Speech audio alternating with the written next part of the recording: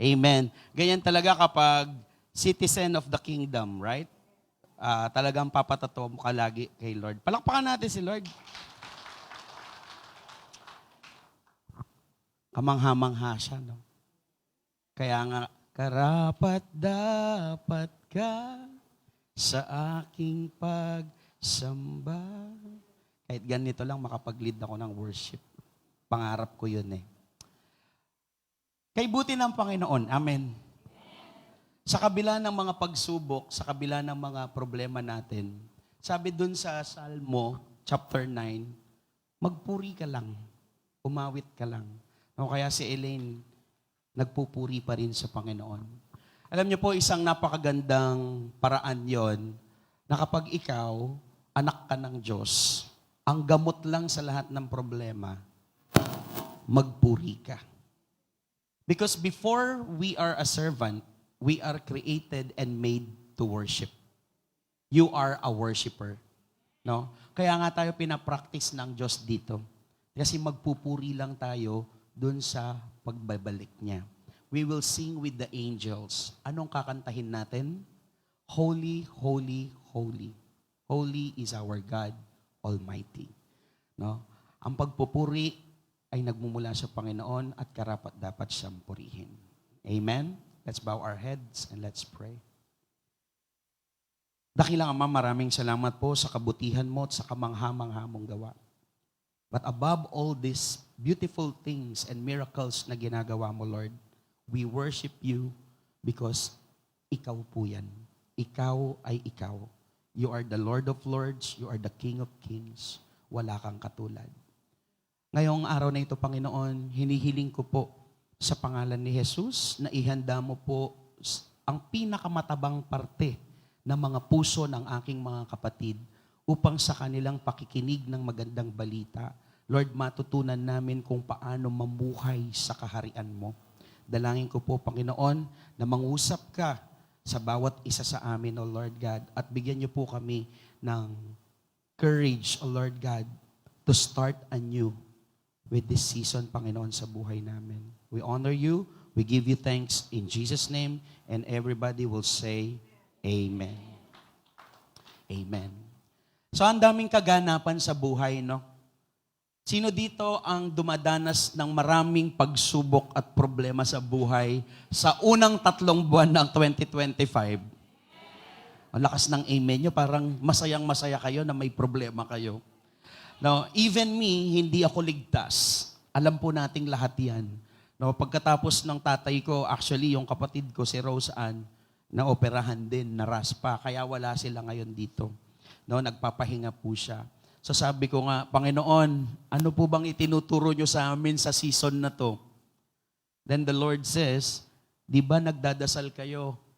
Gusto nyong maunawaan kung paano maging tagahilom ako? O edi maraming may sakit. Kasi we will never know if God heals kung walang may sakit. Tama? Pinagpapasalamat ba natin yon? Pinagpapasalamat natin, hindi yung sakit. Pinagpapasalamat natin na may Diyos na tagapagpagaling. So we just need to pray. And isang patotoo, si Elaine doon. No? Kaya karapat dapat bang palakpakan ng Panginoon? Bukod sa mga ganap sa buhay, personal man o sa pamilya, ang daming ganap sa Pilipinas, ano? Hindi na natin malaman kung anong totoo at anong nangyayari sa politika at sa bansa natin. Kaya kailangan po nating ipagdasal ng matindi ang Pilipinas. Kasi siguro napapanood nyo rin sa mga Facebook ninyo, no? Yung mga tagagawa natin ng batas at tinatawag na honorable congressman, sila nag-aaway at nagsisigawan doon, no, sa Kongreso, which is alarming. Kasi sila na ang mga namumuno, ganito pa.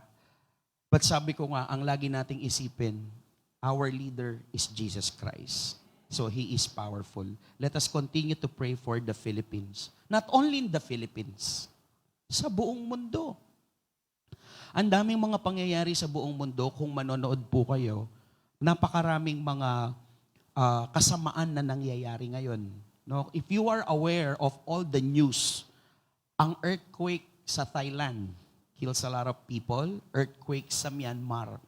In fact, there are, may mga, I don't know if it is a theory or totoo siya, the epicenter between Japan and Philippines might be on July 2025. So hindi ko po kayo tinatakot po, pero mas mabuti nang nakahanda tayo. No? That will be a great earthquake daw na magkakaroon ng tsunami. But sabi ko nga, huwag kayo matakot kasi may Diyos tayo. And actually, it's biblical. Kung magbabasa kayo ng Biblia, makikita nyo lahat yan. Darating talaga yan. Kapag dumarating ang mga mayan, the kingdom is near. God is coming back. Ang maganda ron, ang mga taong nananampalataya at handa, hindi matatakot. Magre-rejoice. Kasi kahit anong mangyari, we believe that we will be with God. Because you are the citizen of the kingdom of heaven. Amen? Nararamdaman niyo ba kanina pa ako citizen ng citizen? Because I will teach you about the citizen in the kingdom. Ayan. Citizenship in the kingdom. Pag sinabing citizenship, anong ibig sabihin? Residence? Ano pa? Residente or ikayo, saan kayo namumuhay? Saan tayo kabilang sa kaharian ng Diyos? No? Ano man ang nangyayari sa buong mundo, let's keep the main thing the main thing. What is the main thing? Glorify Jesus. Can you tell your neighbor, let's keep the main thing the main thing?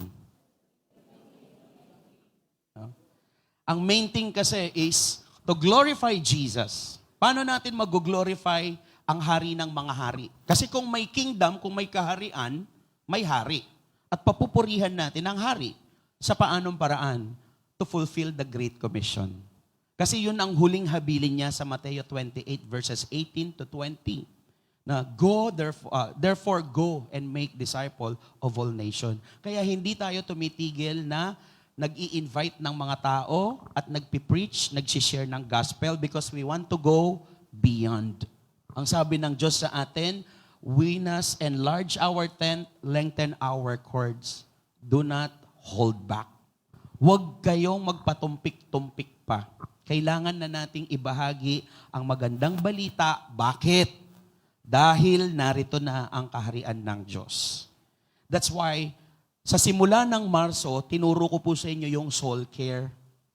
Bakit tinuro ko yung soul care? Holistically, kailangan nating alagaan ang sarili natin kung gusto nating mapasama sa kaharian ng Diyos.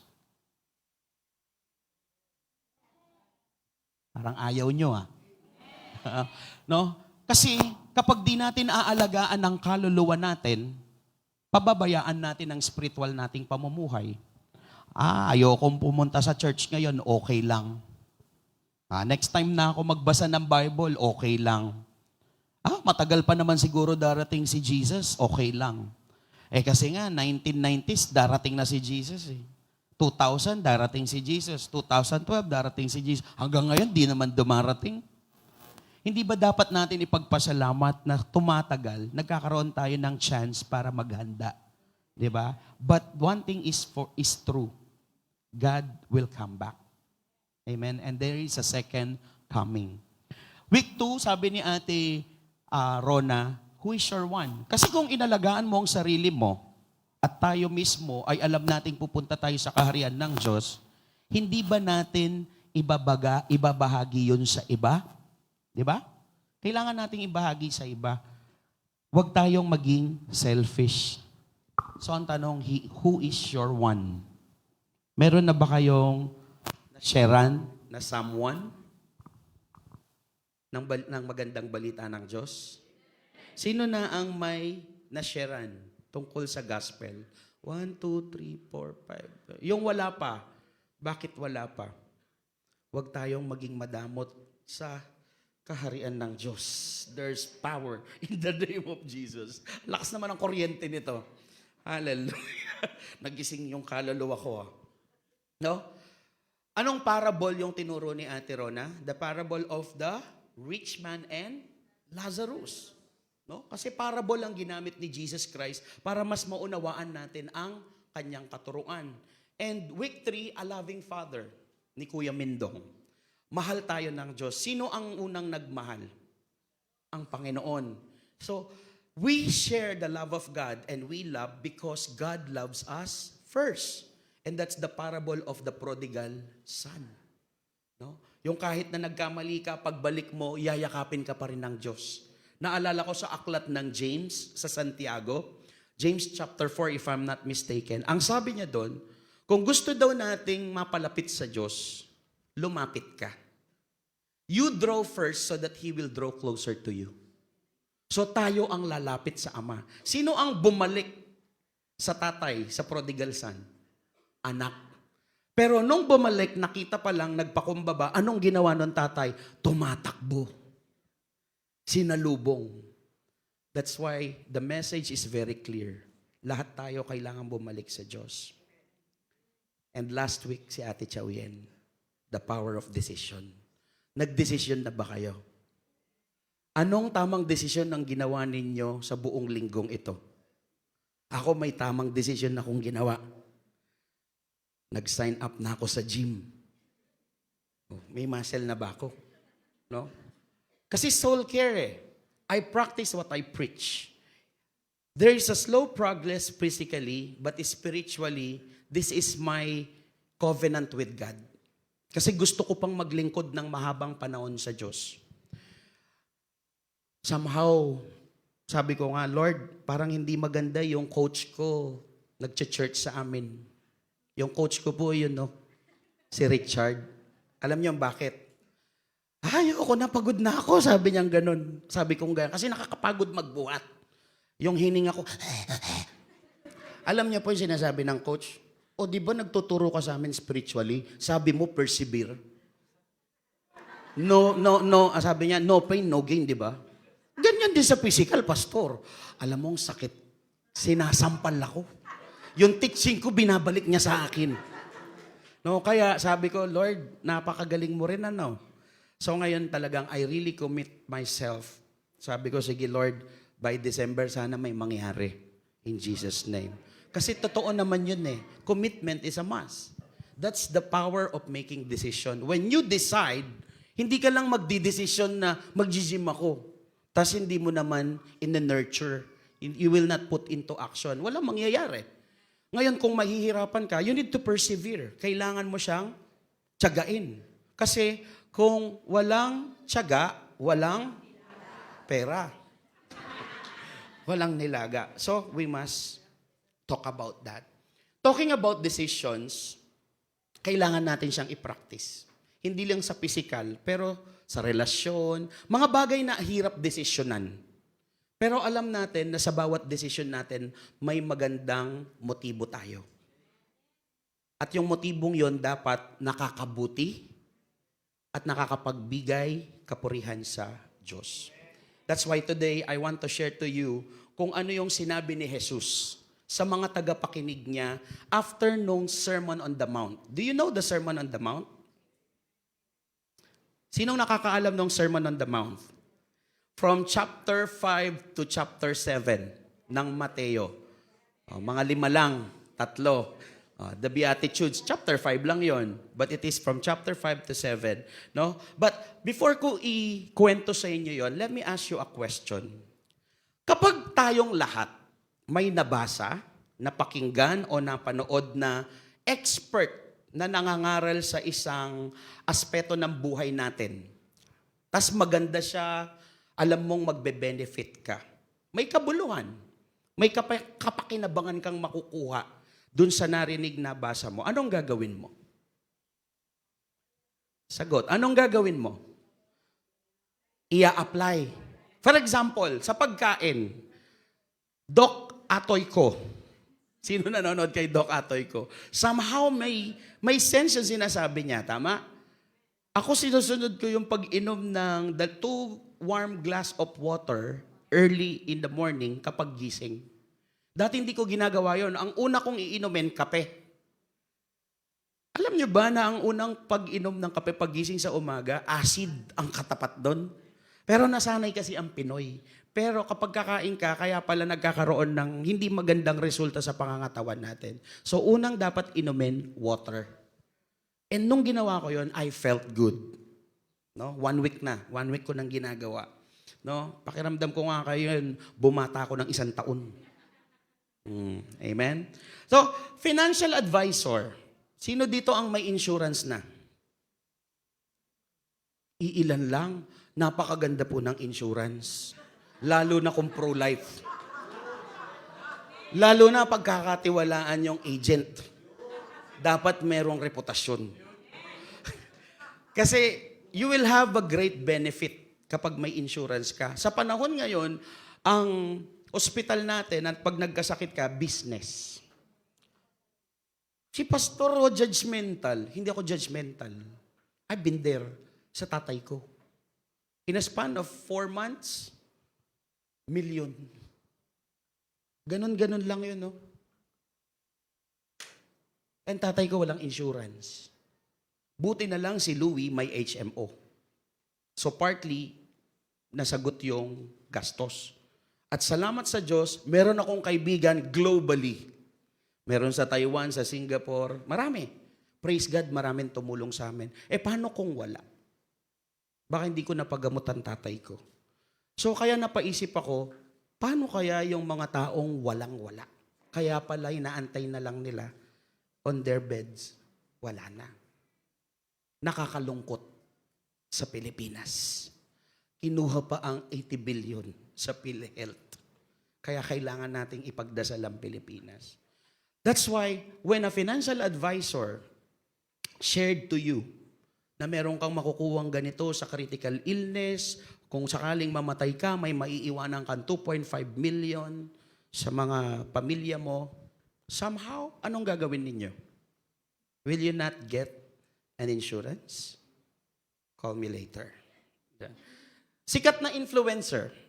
Minsan sa inyo, di ba, pag nanonood kayo ng influencer sa YouTube, na-excite kayo? May sinusunod kayong influencer sa YouTube? Sino-sino? Bigyan niyo ako sample kasi ako hindi ako nanonood. Si? Chinkitan.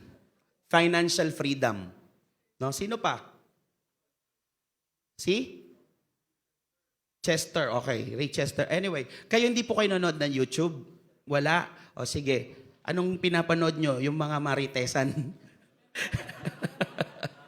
Pag manonood na rin kayo ng YouTube, yung ba'y pakinabang na dapat? O, halimbawa, cooking, okay na to. O, yung recipe niya, kunin nyo, tsaka kayo magtinda. Kapakinabangan, tama mali. Okay, anyway, somehow most of the people, they will follow the influencer. No? And I can go on and on and on. Gym instructor, si Richard, sinusunod ko siya. Kahit na mahirap. Kasi alam ko, expertise niya yon. Amen? No? Kasi, grabe. Gadgets nyo. Sinusunod nyo? Yung gadgets niya, cellphone ninyo. Manual, halimbawa, paano i-turn on? Pipindutin nyo doon. Di ba papindutin nyo kung saan yung turn on?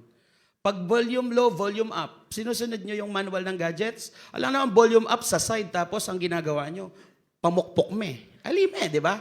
May manual sinusunod nyo. Tama, mali? Madali nating nasusunod. Tama, mali? Kung madali nating masunod yun, what if anak ng Diyos ang nagbigay ng advice sa inyo? Si Jesus Christ. Hindi ba mas dapat nating sundin? Alam ko na kung saan papunta si Pastor. I will ask you again later. But let me bring you once again to the Sermon of the Mount from chapter 5 to chapter 7. Handa na po ba kayo? Magsisimula na tayo. Naisip niyo yung mga tanong ko ha, mamaya babalikan natin. Last Friday, nagkaroon kami ng leaders meeting and I talk about the book of Matthew chapter 4. Nung si Jesus Christ, sinabi niya doon sa mga disipulong nakita niya, "Follow me and I will make you fishers of men." Imagine ninyo na si Jesus hindi kilala ng mga disipulo, pero bakit sumunod sila kagad? No? Those disciples followed Jesus, naglakbay sila sa buong rehiyon ng Galilea, nagtuturo si Jesus sa mga sinagoga. Ang sinagoga is parang church during that time. Nagpapagaling ng mga may sakit, proclaiming the good news about the kingdom of God. Yun ang ginagawa ni Jesus kasama ang mga disipulo. So kumalat, no? Kumalat ang balita. Merong isang guro, si Jesucristo, na nagpapagaling hanggang sa Syria. So lahat ng mga taong nakakapakinig, pinag-uusapan siya, they are spreading the gospel by mouth. Kaya dinadala ng mga tao yung mga taong may sakit kay Jesucristo. Ganon din naman sa atin ngayon, di ba? Pag may ayuda, narinig ni Elaine, sinabi niya kay Tita Flor, si Tita Flor, ibobroadcast niya sa buong Saba. Lahat ng mga taga-Saba, nagmamadaling pupunta sa may ayuda. Tama, mali? Oh, syempre blessing yan, reward. Let's admit it. Tama? So that's what happened. May nagpapagaling and the name is Jesus Christ. In fact, hindi lang siya nagpapagaling, pinapalayas niya ang lahat ng sinasaniban ng demonyo. Nagpapalayas siya ng mga masamang espiritu. So dahil doon, mas dumami yung tagasunod ni Jesus Christ. And he became rabbi. Can you say rabbi? Rabbi is not rabbis, ha? Iba yon. Ang rabbi is teacher during that time. So guro. Doon sa kultura during that time ng mga Israelita, maraming mga tagapagturo. So kung kanino ka sumusunod, ibig sabihin, doon ka naniniwala. Kaya doon ka sumusunod. Hindi ka naman susunod sa taong di mo pinaniniwalaan. Tama? Yan. So naniniwala ba kayo kay Jesus? Yan. So in this story, that's why Matthew portrayed Jesus as a teacher. So from one town to another, 10 towns, Jerusalem, Judea, umabot na sila sa East Jordan River kung saan nabautismuhan si Jesus Christ.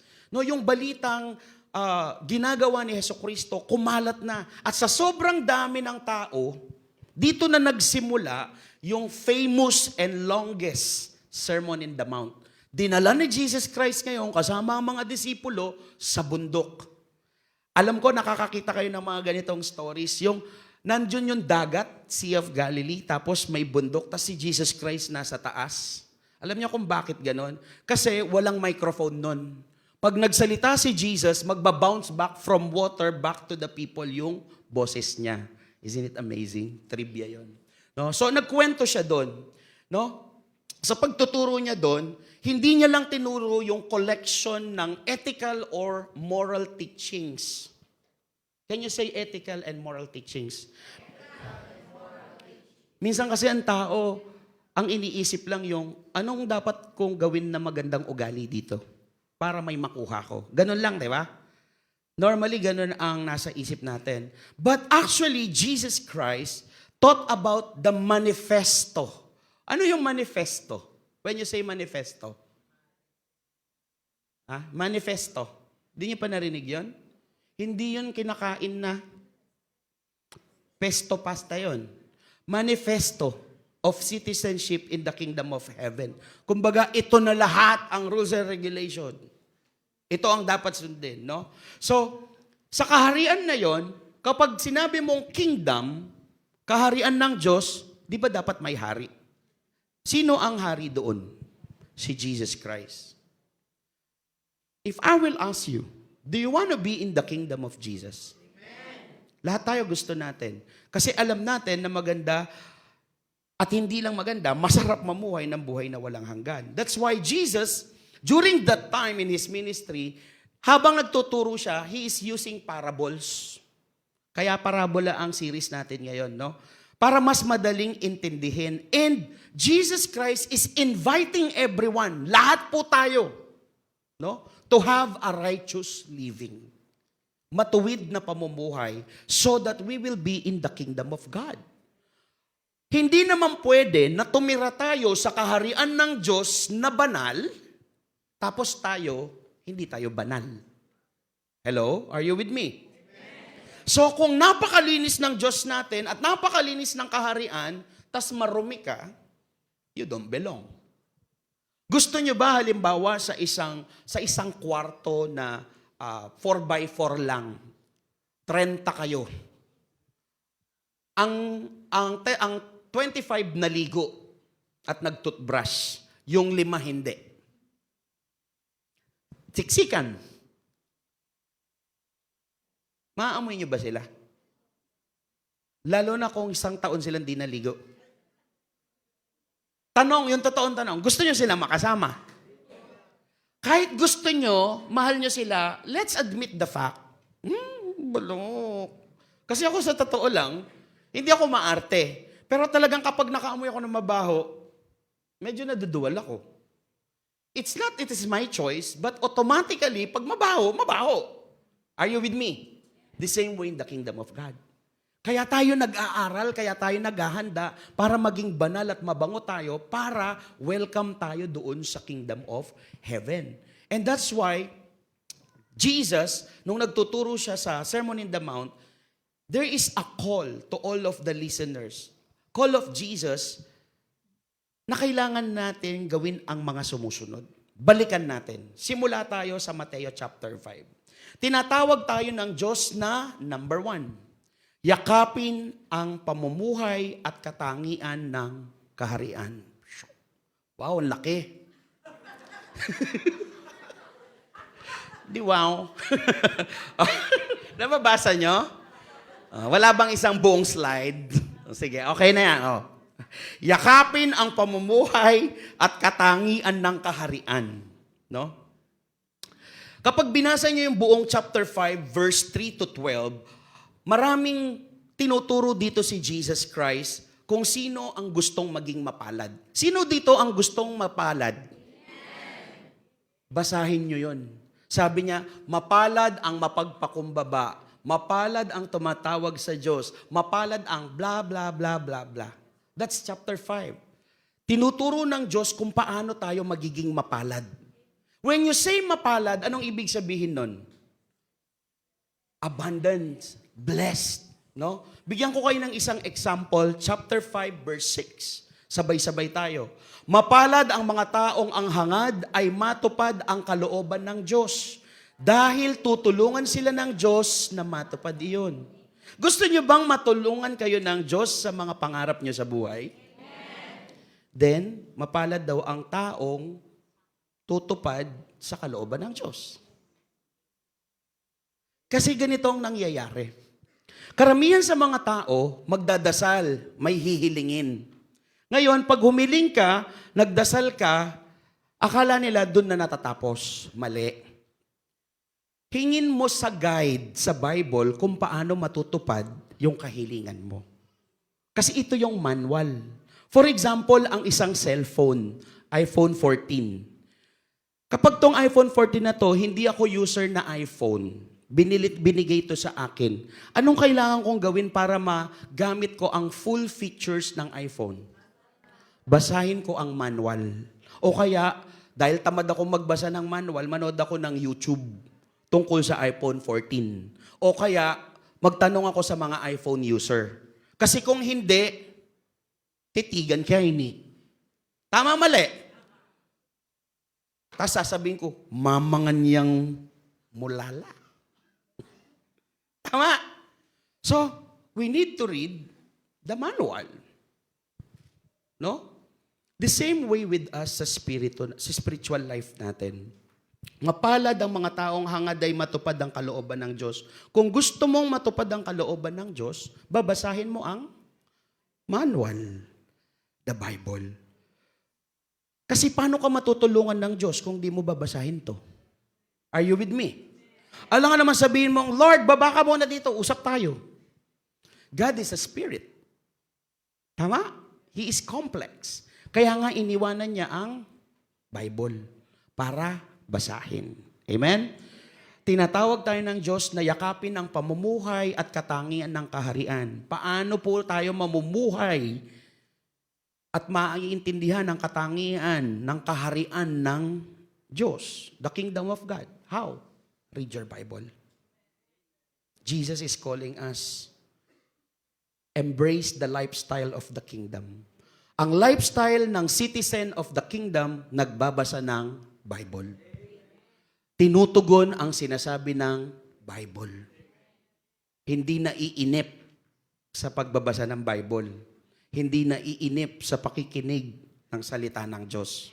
Hindi tinutulugan ang salita ng Diyos. Na-excite. Sabihin mo nga sa katabi mo, ma-excite ka daw. Ayan, panggising lang ba? Diba? Number 2, ano sabi ni Jesus? Tinatawag tayo ni Jesus na ilapit ang kapwa natin sa kaharian. Pansinin ninyo yung una ha, para sa atin. Gusto mo maging mapalad? Ito ang gawin mo. Pangalawa, sa Matthew chapter 5 verse 13 to 16, para sa iba naman. Tayo din ang gagabitin. Ilapit mo ang kapwa mo sa kaharian. That's why tinuro niya dyan ang maging liwanag at asin ka ng mundo. Who knows the story about the parable of the ang asin at ang ilaw? Siguro naman kabisado nyo yan, no? Hello? Maging ilaw ka at maging asin ng mundo. Anong ibig sabihin nito? Dapat makita sa iyo ang pagiging Kristiyano. If you are a citizen of the kingdom of God, ang makikita sa inyo ay kagalakan. Patingin ng kagalakan. Patingin ng kagalakan. Ito, pakita nyo nga sa katabi nyo yung kagalakan. Hindi ka baliwan na kagalakan. So you're always smiling. In spite and despite of the problem, may kagalakan. Bunga yan ng banal na spirito. Pagtitiis. Pag may problema, magtiis. Pag maraming pera, magtiis. Ha? Paano magtitiis? Magtiis na bilhin lang ang kailangan. At maging daluyan ng pagpapala. Hindi yung nakatanggap ka ng pera, isang araw kang milyonaryo, tapos bukas iiyak ka na naman. Diba? Kaya nga sabi dito, maging ilaw at asin tayo sa mundo, ilapit natin ang kapwa natin sa kaharian ng Diyos. Sa paanong paraan natin sila may lalapit? Kung puro kasalita, uy, pag-church tayo, maganda doon, masaya doon. Pero ang naririnig sa'yo ay mura sa madaling araw pa lang. Sa tingin niyo ba sasama yung kapitbahay niyo? Huwag na tayong lumayo sa kapitbahay. Bakit kaya hanggang ngayon hindi ko maisama ang asawa ko sa church? Baka kasi salita ka ng salita, amen ka ng amen, nakikinig ka ng mga worship song, nakikita ka ng asawa mo, lumuluhod ka naman. Nabibless siya, mga 5 minuto. Pero yung the rest of the days,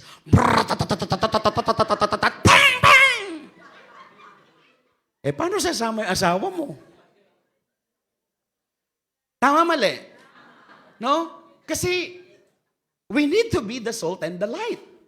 Makita dapat ang kaliwanagan sa atin. Amen?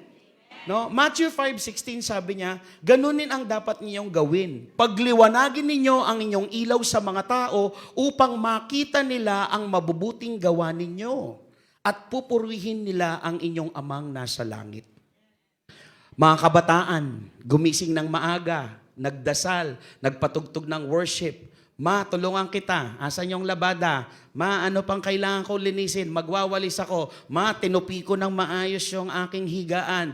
Ma, wag mo na akong bigyan ng pambaon kasi nag-part-time ako doon kila pastor. Nilinis ko yung kanilang sambahan doon. Meron akong 500. Wag mo na akong bigyan. Ma, may ulam ba tayo? Ba gusto mong 200 dyan, ma?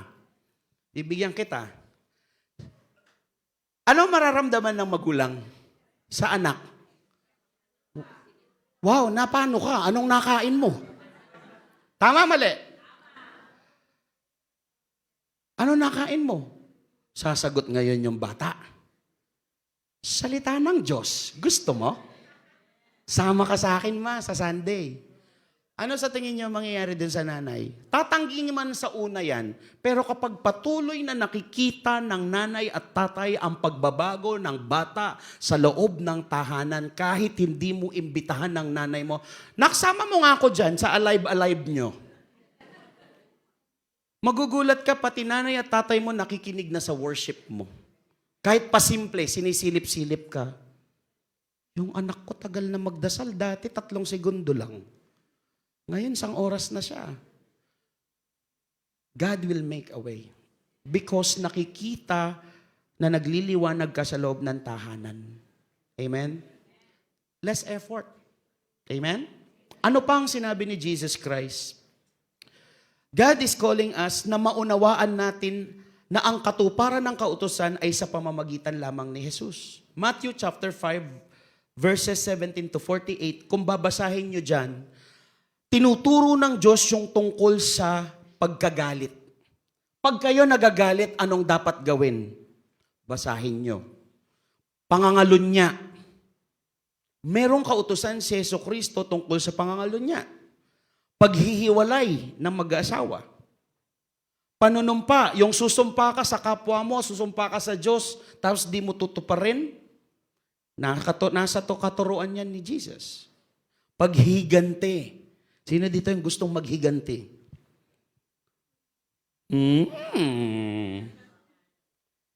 Oh? Pagmamahal sa kaaway. Ha?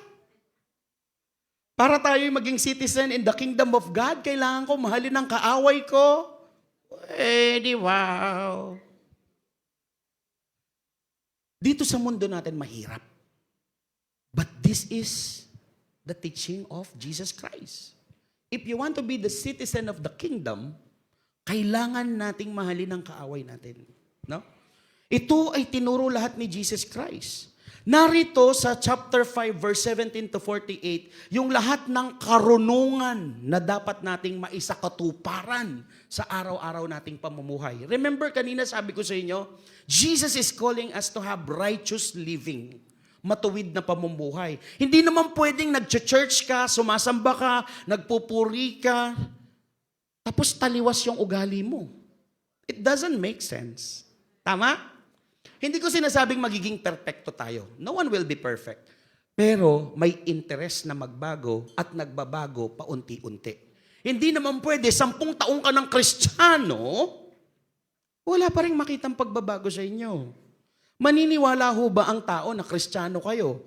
Kung halimbawa, nagsimula ka sa church mapagmura. After 10 years, tumindi pa yung pagmumura mo. Maniniwala ba ang tao na may Diyos ka? Kaya nga minsan nababanggit nila, samba-samba ka pa mo. Tama?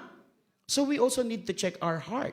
No? That's why Jesus Christ, sabi niya, lahat ng kautusan in the Old Testament, no, ay natupad na sa pamamagitan ni Kristo Jesus. We will already live by grace through faith. That's why we must love our neighbors. We need to love our neighbors. Yung bang mga katuruan na yon, tungkol lahat yun sa pagmamahal sa kapwa, di ba? Pagkagalit, turo sa pagkagalit. Kanino ka ba magagalit? Alangan namang sa halaman. O, minsan nagagalit ka sa halaman, pero anong mararamdaman nun? Wala. Walang emosyon eh. No, ay yung katuruan sa paghihiwalay. Alangan namang paghihiwalay ng pera mo at sa'yo. Yung pera ko, magbalik kay ka, mama ko. Walang mararamdaman yung pera. So lahat ng katuruan nito is all about loving your neighbor. Sabi niya, Mateo chapter 5, verse 44, ngunit sinasabi ko sa inyo na mahalin ninyo ang inyong mga kaaway. Ang kaaway ba ay aso? Maaari. Pero may emosyon ba yun? Medyo makonte. But this kaaway talks about neighbors, people. No? At ipanalangin ninyo ang mga umuusig sa inyo. Wow, inusig na ako, pinanalangin ko pa. Kaya nga sabi dyan, no, natupad na sa pamamagitan ni Kristo ang kautusan. Sa Old Testament, pag ginawa mo to, mamamatay ka. Pag di mo sinunod to, mamamatay ka. Lahat may kaparusahan agad-agad. Pero sa panahon ni Jesus Christ, we are living by grace. Tinuturuan niya tayo ng maayos. No? There is grace. Magpatawad tayo dahil tayo man ay pinatawad. Salamat kay Kristo. Amen? No, ano pa ang sinabi ni Jesus Christ? Maglingkod kayo sa Diyos sa katuwiran. Righteous actions. Mateo chapter 6 verses 1 to 18. Ano naman ang tinuro ng Diyos? Mga katuruan tungkol sa pagbibigay. Pag nagbibigay tayo sa kanan, huwag niyong pangalandakan sa kaliwa. No? Lalo ngayon, ang mga politicians, no, kali-kaliwaan na naman ang drama. Ang dami na namang ads. Di ba? Pili na lang kayo. Bong Revilla na sumasayaw o Philip Salvador na gumaganon. Oh. Gusto niyo yung jacket? Magkaroon po tayong karunungan. Wala po akong sinisiraan ha. Mali yun bad yun. But I will challenge you. Think. Ako nga, kung mamimili ako ngayon sa mga senador, mga 3 lang Di ba? Nakakalungkot. Let's pray. Di ba? Kasi, ang mga politiko natin ngayon, pag nagbigay, akala mo galing sa kanila. Tax yan ng tao. Pero ang laki ng pangalan. Maraming ganyan sa mga namamatay. Laki ng pangalan, no? Pero actually, it comes from the taxes of the Filipino people. Yung minsan nga, yung daan natin yan, no? Taxes yan. Pero dapat, alam mo yun, yukuan mo sila. Wrong. Pag nagbibigay tayo, give freely. Huwag nyo ng pangalandakan na, binigay ko yan, binigay kita, ganyan. Huwag na. No? Tinuturo yan ni Jesus. When you give, give cheerfully. Hindi dapat yung grumbling. Grumbling meaning yung nagbigay ka ang dami mo namang reklamo. Huwag ka na lang magbigay. No? Tinuruan din ni Jesus Christ ang mga tao na manalangin. Huwag kayong manalangin na kapag sa publiko, iyak kayo ng iyak, pero pagdating sa loob ng kwarto, nagtotong-its kayo. Nagsusugal kayo. Nagmumura kayo. Nananalangin ka sa Diyos gamit ang dila mo. Pero chinichismis mo, kapitbahay mo. Isang dila, 2 magkaibang bagay. It doesn't make sense. Are you with me? Kaya ang sabi ng Diyos, tinuturuan tayo manalangin ng taos sa puso at sa loob ng kwarto. Huwag tayong magpakitang tao. No? Ano pa? Pag-aayuno. Lalo ngayon, padating ang madaling araw. Mahal na araw. Tinuturuan tayo ng Diyos na mag-ayuno. Lahat ng yan, tinuro ng Panginoong Jesucristo na gawin natin siya ng lihim. Hindi yung pakitang tao sa madla. Gawin nating taos sa puso at hindi pakitang tao lamang ang paglilingkod sa Diyos. Matthew 6:18b ang sabi niya, pag ganun ang ginawa mo, sabi ni Jesus, ang inyong Ama na nakakakita sa ginagawa ninyo ng lihim ang magbibigay ng gantimpala sa inyo. Amen? Ano pa? Number 5, magtiwala sa Diyos, hindi sa mga bagay ng mundo. Tinuro dito sa Matthew 6:19-34 ang kayamanan sa langit na hindi kinakalawang. Yun ang pagtuunan natin ng pansin. Maniniwala ho ba kayo ng lahat ng bagay dito sa mundo, kahit gaano kayo kayaman ay mawawala? Pero ang kaluluwa nyo, ang pananampalataya nyo, sino man hindi yan makukuha. Promise yan ni God, no? Everything in this world, kahit mag-ipon kayo sa katutak, iiwanan nyo yan dito sa lupa. Ano lang ang, di ba sabi dun sa aklat, you come naked, you will come back naked. No? The book of Job. No? So sabi niya, maging mabuti tayo sa kapwa natin, maging ilaw tayo sa katawan ni Kristo. Pag sinabing sa katawan ni Kristo sa lahat ng nananampalataya, dapat maganda nakikita sa atin. Huwag nating lakaran ng kadiliman pero ang kaliwanagan. Huwag tayong mag-alala sa mga bagay-bagay dahil tapat ang Diyos. Mga nanay, sabihin nyo nga sa katabi nyo, huwag na daw tayong mag-alala. Huwag na mag-alala. Kasi ang bawat araw ay may alalahanin. Tama? Pag inalala mo ang alalahanin mo ngayon, at aalalahanin mo yung natapos na, way back, 10 years ago. 10 years ago, may alalahanin ka, iniisip mo pa rin siya hanggang ngayon. Tapos may alalahanin ka ngayon. Tapos iniisip mo pa rin yung alalahanin in the future. Ano kaya mangyayari? Magkakapo kaya ako? Lalaki kaya yung bahay ko? Magkakapera kaya ako? Ano kaya mangyayari? Tanungin ko kayo, kaya pa ba ng utak nyo? Lalong nababaliw. Wala nang saya. Yung sana itong araw na ito, may alalahanin ka. Ang aalalahanin ko ngayon kung anong oras matatapos si pastor. So kaya makikinig na lang muna ako. Since hindi naman ako makakaalis ng maaga, Abay, makinig na lang ako. Huwag mo munang isipin yung kakainin mo. Mamaya na lang. Paisa-isa. Kasi kung iisipin mo na siya ngayon, nagpapatong-patong ang alalahanin natin, sometimes it will explode. And you don't know how to respond well. Hindi tayo makapag-desisyon ng maigi pag patong-patong na problema, pinagsabay-sabay natin. Aminin po natin, tama mali. Pag meron kayong violent reaction, raise your hand. Pag may tanong kayo, raise your hand. Okay? Okay? So, kaya huwag tayong mag-alala. At mas paglingkuran natin ang Diyos kesa sa pera. You cannot serve two masters, sabi ni Jesus Christ. That's why, Matthew chapter 6, verse 25, 33, and 34, sabi niya, kaya sinasabi ko sa inyo, huwag kayong mag-alala tungkol sa inyong buhay, kung ano ang inyong kakainin. Totoo naman yan ang inaalala nyo araw-araw. Bala mo ko mamangan. No? Ang inyong iinumin, o yung susuotin. No? Si Elaine kanina nagte-testify, medyo natatawa akong nabibless eh. Bakit kanyo? May sakit na siya, iniisip pa niya yung kakainin niya. Pero tingnan niyo, tubig at soup lang, pero hindi naman siya namatay. Pero inalala niya, di ako makakain, Lord. Tubig lang ininom niya maghapon. Namatay ba siya? Does that make sense, no? Minsan, ginagawa nating komplikado ang buhay. In fact, hindi naman siya dapat problemahin. Pinoproblema natin. Minsan kasi, halimbawa mo yun, kung may sakit ka, edi pumunta ka sa doktor. Kung nagpapunta ka sa doktor, wala kang pambayad, edi umuwi ka, manalangin ka. Magpuri ka sa Diyos.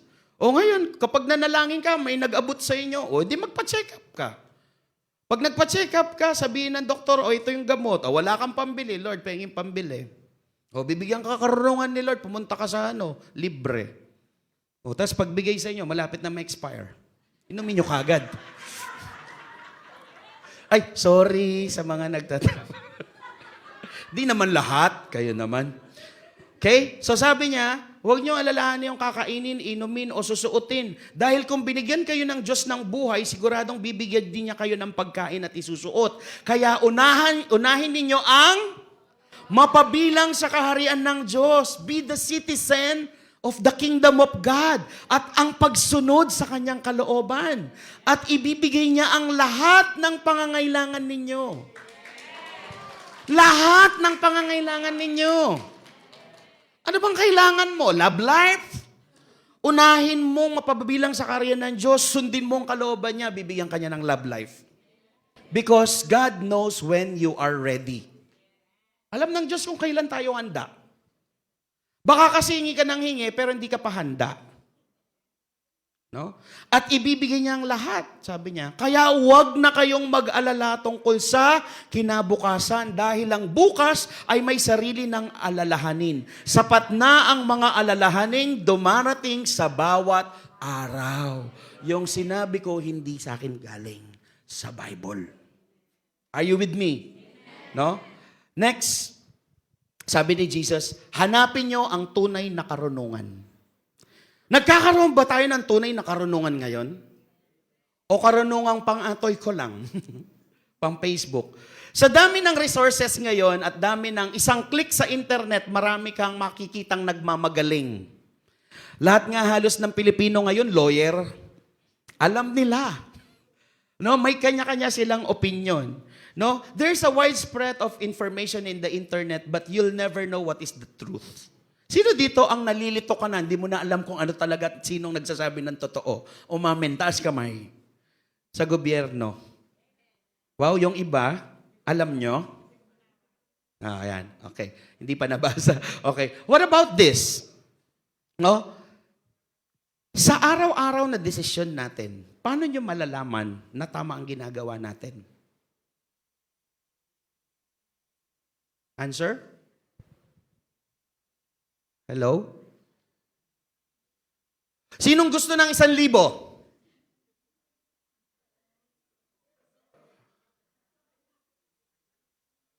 Sinong anak ng Diyos? Ba't di kayo sumasagot? May tanong ako eh. Paano nyo malalaman na ang desisyon nyo sa araw-araw ay tama at totoo? Bible? Ano po? Sa Panginoon? Sinusurrender sa Panginoon. Okay.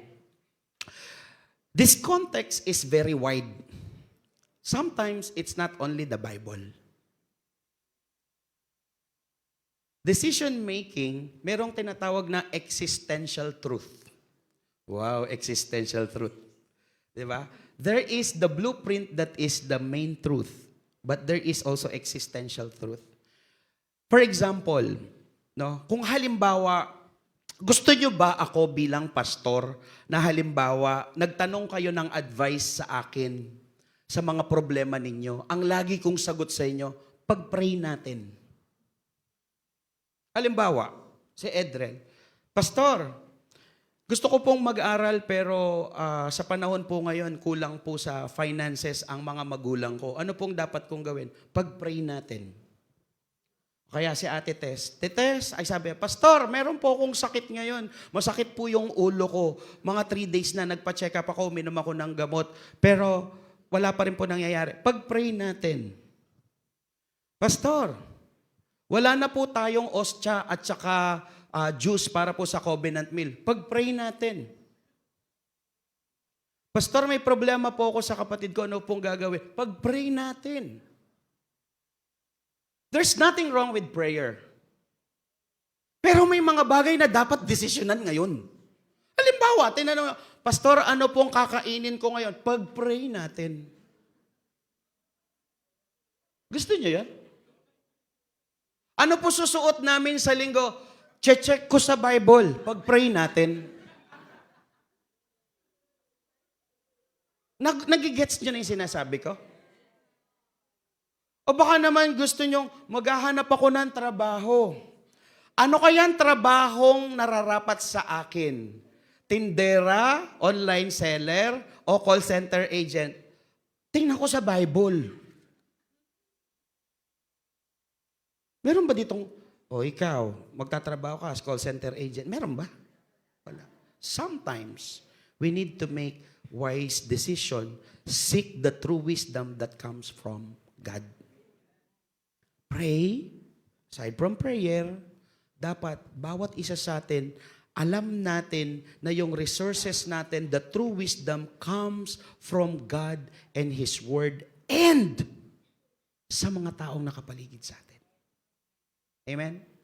Tinatawag tayo ng Diyos, hinahanapin ng tunay na karunungan. Huwag nating husgahan yung ibang kapwa natin. No? Huwag nating husgahan din yung mga bagay na ginagawa nila. May katuruan din kasi dito sa true wisdom about judgment. Minsan, ang dali nating manghusga ng kapwa natin without even asking, how are they? Yung di mo pa kinumusta pero may konklusyon ka na ba't ganyan ang buhay niya? Bad yun. No? Kasama dito, sa paghanap ng karunungan, tinuruan tayo ni Jesus Christ na humingi, humanap, at kumatok sa Diyos. These are the 3 things on how to seek the truth. Humingi, humanap, kumatok. Matthew 7 verse 11, sabi niya, sabayan niyo ako malakas, kung kayong masasama ay marunong magbigay ng mabubuting bagay sa inyong mga anak, gaano pa kaya ang inyong amang nasa langit, ibibigay niya ang mabubuting bagay sa mga humihingi sa Kanya. No? We need to always seek the truth from God. We need to seek the truth from the Bible. We need to seek the truth from our fellow believers. That's why my life group, that's why my leaders, we need to help one another. Yun ang katuruan ng Panginoon. Lastly, anong call ni Jesus sa atin? For us to be part of the citizen of the kingdom. Sundin natin si Kristo para sa tunay na buhay. Sinong nakakaalam ng kwento ng makipot at maluwang na pintuan?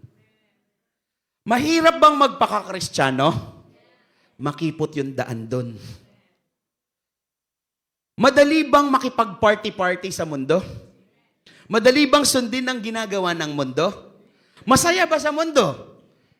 Ba't ang hina naman ang boses ninyo? Masaya ba sa mundo? Masaya makipag-inuman? Masaya, madali. Di ba? Pero on the end of that tunnel, maluwang eh. Lahat ginagawa. Sino yung may dahilan na ganito? Okay lang yan, gawin natin yan. Lahat naman umiinom eh. Inom na rin tayo. Tama? O sige, party-party, madali. Pero at the end of the tunnel, ligwak. Pero sa makipot na daan, dami naman dapat gawin. Taas naman ang standard ni Jesus. Bawal to, bawal yan, bawal dito. Ano nang gagawin ko? Sala sa init, sala sa lamig. Ano ba talaga? Napakahirap daanan eh. But at the end of the tunnel, habang pasikip ng pasikip, pagdating mo sa dulo, napakaluwag, paradise. Di ba? Sundin natin. Dahil yun ang tunay na buhay na gusto ni Kristo sa atin. No? May tinuro pa siya, nakikilala ang puno sa bunga. Ang mabuting puno ay namumunga ng mabuting bunga. At ang masamang puno ay namumunga ng masama. Mateo chapter 7, verse 17. Ito ang tunay na buhay na gusto ng Diyos para sa atin. Mamunga tayo ng mabuti. Sabihin nyo nga sa katabi nyo, mamunga tayo ng mabuting bunga. Hindi kikilalanin ng Diyos ang gumagawa ng masama. Kaya kung may kasamaan po tayong ginagawa, tigilan na po natin. Search your heart kung anong masasamang ginagawa ninyo. So question kanina sa simula, who will go in the kingdom of heaven? Sinagot ni Jesus, Matthew 7:21. Marami ang tumatawag sa akin ng Panginoon pero hindi nangangahulugan na makakapasok sila sa kaharian ng langit. Ang mga tao lang na sumusunod sa kalooban ng aking Ama nasa langit ang mapapabilang sa kanyang kaharian. Ang mga sumusunod lang. No? The first century Jews were looking for a king like David. Hari na may kapangyarihan para pabagsakin ang mga taong naninira sa kanila. Pero sa kaharian ni Kristo, iba. Taliwas dun sa kalooban ng mga tao. Anong gusto ni Kristo? Jesus framed the kingdom of heaven primarily in terms of, number one, upward relationship with God. Yung relasyon natin sa Diyos dapat maayos. Pag maayos ang relasyon natin sa Diyos, there will be an inward change of heart. Mababagong puso natin. Tama? Kung maayos ang ating relasyon sa Diyos, hindi ba mababagong puso natin? So tanong, bakit ang ibang tao hindi nagbabago? Hindi maayos ang relasyon sa Diyos. Hindi seryoso. Nakikigo with the flow lang. Kapag maayos ang puso natin, madali bang magkaroon ng outward relationship with other people?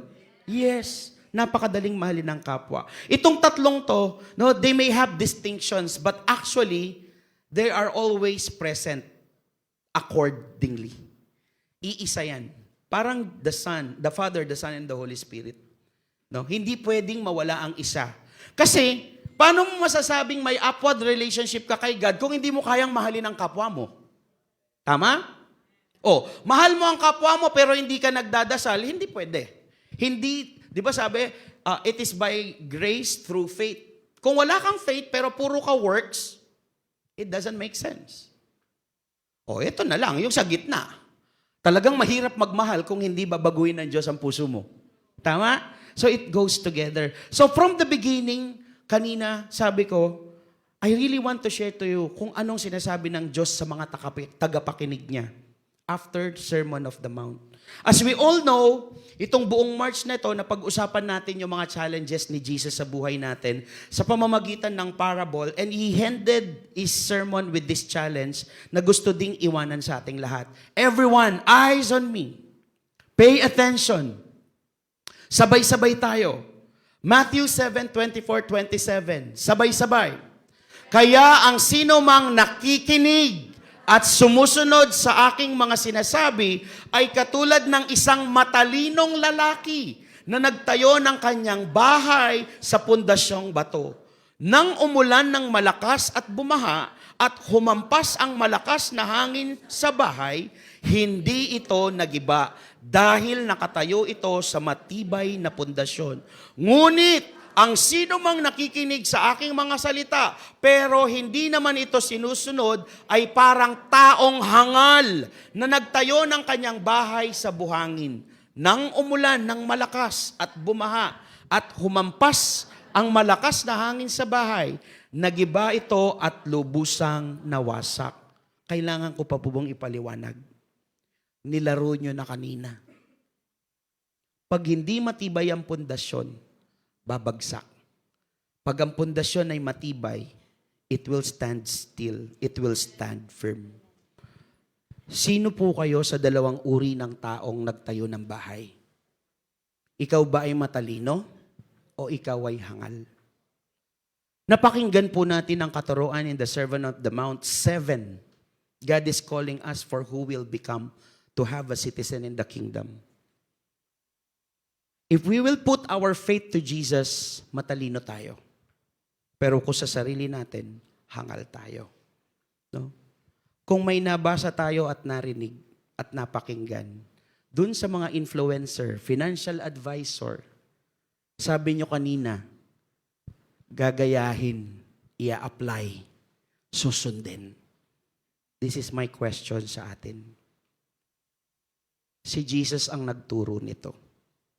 Si Jesus ang nagsasabi na para mapabilang tayo sa kaharian ng Diyos, ito ang dapat ninyong gawin. Susundin niyo ba siya? Ang hina, no? Pero kung sabihin ko, may ayuda sa lahat ng mag-amen. Sisigaw, amen. Serious question. Jesus is our rabbi. Jesus is our teacher. He is not just a teacher. He is the Son of God. He is not just the Son of God. He died on the cross for you and for me. Tinuro niya sa atin kung anong dapat gawin. He is our Lord and our Savior. Question, will you respond to His call? I hope and pray na maging matatag po tayo. Sa paglapit ng Resurrection Sunday, malapit na po yung Easter, no? Sa paglapit nito, madaming magre-reunion. Madaming magsuswimming. Maraming activities dahil bakasyon. Pero sa katuruan ng Panginoong Hesukristo, sabi, maging ilaw ka ng mundo. Dapat iba tayo. Kesa sa magsaya tayo, ibahagi natin ang magandang balita. Let's be reminded of the teachings the entire March. The Father in heaven loves us so much in the parable of the prodigal son. He is willing to accept and love us back again. If we responded and we are cleansed, let us glorify God by caring for our soul. Soul care. And sharing that love to others. Who is your one? Who is that someone you will reach out this Easter Sunday or this Easter season and pray for? We have heard the teachings of Jesus. Are you willing to make the right decision? There's power in our decision. I hope hindi po tayo maging isang hangal, kundi maging matalino. Let's build our life with Jesus, the rock, the cornerstone, our Savior. And we will obey because it is His will. Because at the end of the tunnel, a reward is waiting for you. You will be one of the citizens to His kingdom. And He will welcome you with the sound of the trumpets. And He will say to you, well done, welcome, faithful servant of God. Welcome kayo sa kaharian ko dahil sumunod kayo. Ako ang hari ng mga hari. Kayo ang aking mga anak. Pumasok kayo sa aking kaharian.